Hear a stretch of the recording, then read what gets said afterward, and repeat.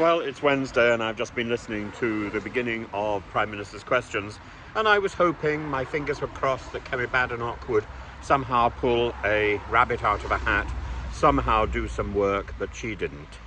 She stuck rigidly to quoting bits from the conference that she attended on Monday and didn't really get beyond that except for a quick reference to the petition. It was Starmer who brought up the 22 billion black hole, and she did nothing to challenge it.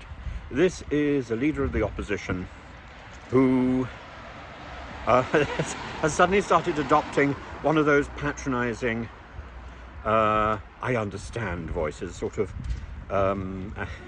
as if she's talking to a small child or an ill patient. It's infuriating. And she hasn't done the work to back up the questions that she's asking.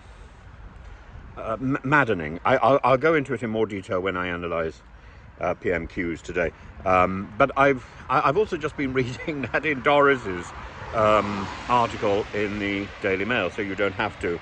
And she was praising Trump, of course, and reflecting on her Sunday TV stint with Piers Morgan. Piers Morgan and Nadine Dorries are both on the Laura Kuenssberg show.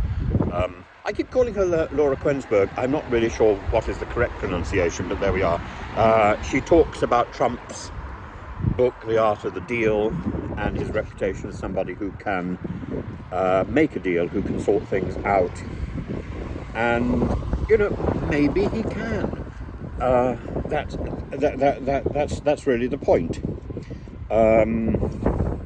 And of course, Morgan, who says that he spoke to Trump 4 times during the presidential campaign. Trump is a person who really knows. Farage is... Morgan is a person who really knows Trump. Farage is a Johnny-come-lately. Morgan was with Trump every episode of the American version of The Apprentice, which preceded ours. And so he really knows who we're talking to here. And Nadine Dorries talks about the problems that Russia is facing because of the war that it started in Ukraine, the meat grinder, the damaged Russian economy, and how she thinks that Putin is looking for a way out. And Zelensky, she says, a brilliant line actually, you know, where she gets it right, I feel it's important to salute her. A brilliant line. She says, Zelensky, who never asked for the war and cannot win it without the help of the West. It's an interesting and probably even a valid point, but you know, while Zelensky is determined to carry on, we gave our word. We can't suddenly withdraw our word because it's inconvenient. And Trump may well be, she suggests, and I'm not inclined to doubt her on this, Trump may well be the man who can bring an end to, she says, this talk of missiles and cyber attacks and herald an era of peace and security.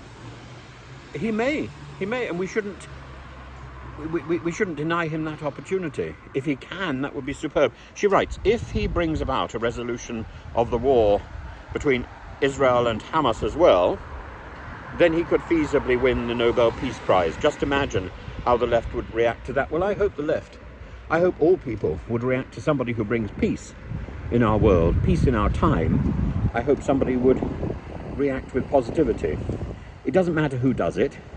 What matters is that the world would be a safer place. And what matters is peace. And she's right about that. And this is why it's important not to be tribal. This is why it's important to acknowledge when somebody who you've identified as doing lots of things that you don't like does something you do like. When somebody does something you do like, even if you don't particularly like them, you praise them, don't you? That's the way we grow as a society. That's the way we grow as people. Who knows? We might even start to like these people. Who knows? But it's about change. And if we can't embrace change, and if we can't embrace the good, wherever it happens to be, then we are the poorer. If we are locked into our little tribal units, and we refuse absolutely to countenance that anybody outside those tribal units can have anything positive to say. So, in that spirit, of course, Starmer today pointed out that the opposition is carping from the sidelines under Kemi Badenoch. It's got nothing positive to offer. And that's the point. The opposition should be offering things. And if the government takes those up, it shouldn't be carping and saying, oh, well, that was my idea. You shouldn't have taken it because it's my idea. If it's a good idea, the government of the day should take any ideas which are going. That's called progress.